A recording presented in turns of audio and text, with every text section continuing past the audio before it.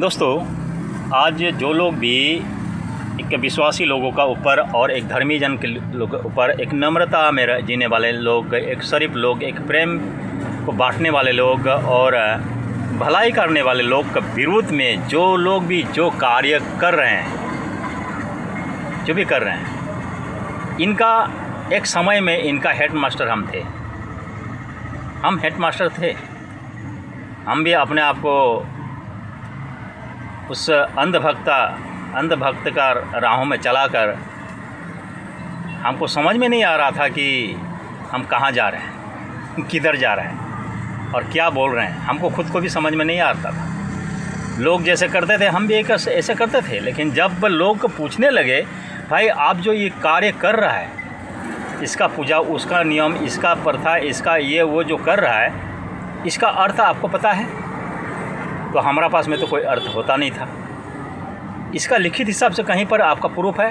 हमारा पास में कोई प्रूफ नहीं हुआ करता था।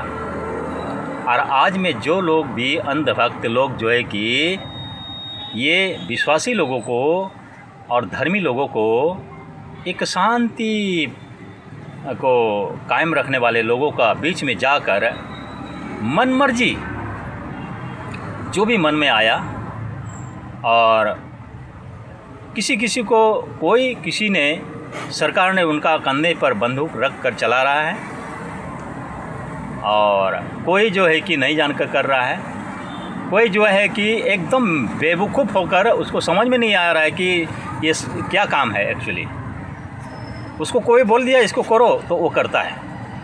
ऐसा लोग, कोई अगर उसको बोल देगा कि तुम जो लैट्रिन की इस लैट्रिन को खाओ, बोलने से भी वो खाएगा शायद। इसीलिए गबर भक्त जैसे कि गबर लोग खाते हैं। गबर को खाओ बोल के कहीं पर भी लिखित हिसाब से कहीं नहीं है, ना कोई शास्त्र में, ना कोई किताब में, कहीं पर भी नहीं है। इनको डरा धमका कर या तो बेवकूफ़ बनाकर या तो अनपढ़ ठहरा कर इनको बोला गया है कि गोबर खाओ, तो वो गोबर खा रहे हैं। इस प्रकार का जीवन में भले हम गोबर नहीं खाएं, लेकिन इस प्रकार का जीवन में हम भी एक समय में थे।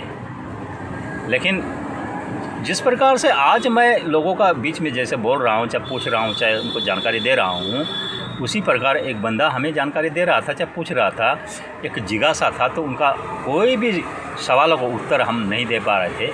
तभी हमारा दिमाग में खटका, भाई सच्चाई क्या है। तब जाके हम सच्चाई का खोज में रहे। खोजते एक दिन हम यीशु मसीह को टकरा गए और यीशु मसीह को जिस दिन टकराए उसी दिन हमें पता चला कि हकीकत क्या है और हमारा औकात क्या है, हम असली में क्या है, हमारा डीएनए क्या है, हम असलियत में कहाँ के हैं और क्या होने वाला है। सारा बातों को हमको जानकारी मिला।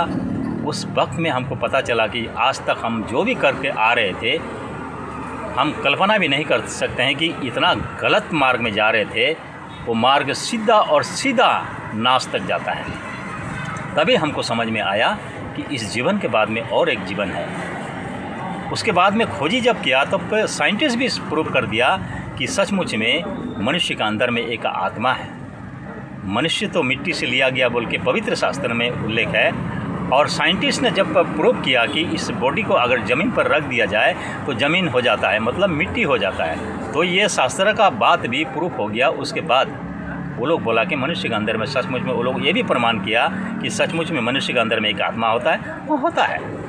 तभी जाके वो लोग बहुत ही साइंटिस्ट लोग भी बाइबल को विश्वास किया और साइंटिस्ट गिरी छोड़कर विश्वास में आया।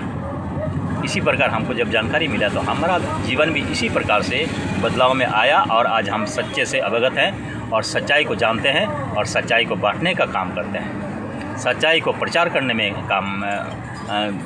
करने में लगे रहते हैं। क्योंकि मैं सिर्फ खुद क्यों जानूं सच्चाई को, और लोग भी जाने, उनका भी तो अधिकार है। हमको सब कुछ पता चला। हर एक सवाल का जवाब मैं दे सकता हूं। हर एक सवाल का जवाब मेरा पास में है, मैं दे सकता हूं।